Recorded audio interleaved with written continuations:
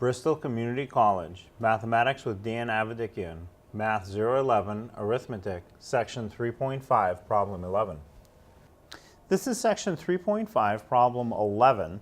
We have 42 divided by 0.5.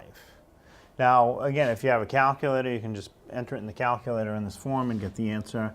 But to do it by hand, you want to put the 0.5 outside of the division symbol. It's what you would call the divisor. Put the first number under the division symbol. It's called the dividend.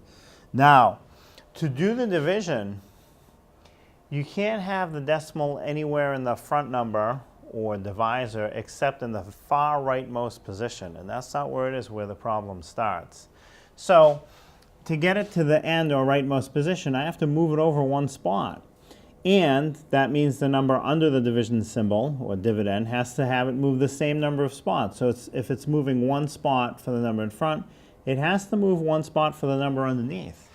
Now, in the problems originally written, there's no decimal written in the number underneath. So you can assume it's at the far right end. And if you move it one spot, what you would do is fill that spot in with a 0.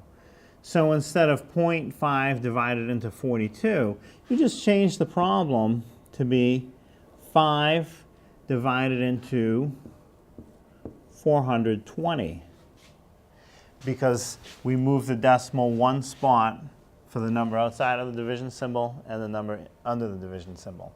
So now do the division. 5 divides into 4. 4 is not big enough. It won't fit. 5 divides into 42. Well, it'll fit in 8 times. 8 times 5 is 40. 42 minus 40 is 2.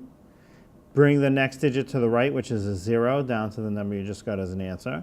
5 divides into 20 4 times. 4 times 5 is 20, so it fits in exactly without a remainder of 0.